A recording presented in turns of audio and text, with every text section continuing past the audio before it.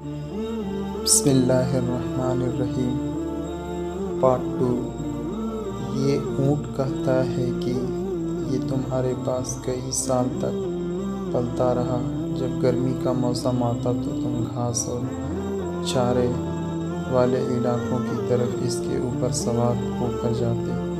جب سردی کا موسم آتا تو تم اس پر سوار ہو کر گرم علاقوں کی طرف جایا کرتے تھے، اور جب یہ خستہ حالی کی عمر کو پہنچ گیا ہے، اس کی عمر بڑھ گئی، تو تم نے اس کا گوشت کھا لینے کا ارادہ بنا لیا ہے۔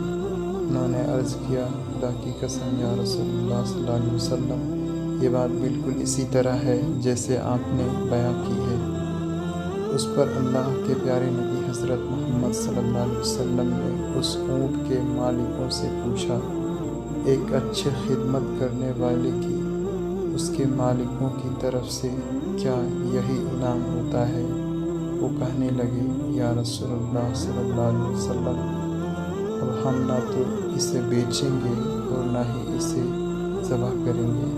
اس کے بعد آپ صلی اللہ علیہ وسلم نے اس اونٹ کو 100 درہم میں ان لوگوں سے خرید لیا، اور آپ نے کہا، اے اونٹ، جا تو اللہ کی رضا کی خاطر آزاد ہے۔ اس کے بعد وہ اونٹ اللہ کے پیارے نبی حضرت محمد صلی اللہ علیہ وسلم کے سر مبارک کے پاس اپنا منہ لے جا کر کوئی آواز نکالی تو آپ صلی اللہ علیہ وسلم نے فرمایا، آمین۔ اس نے پھر دعا کی، آپ صلی اللہ علیہ وسلم نے فرمایا، آمین۔ واقعہ جاری ہے۔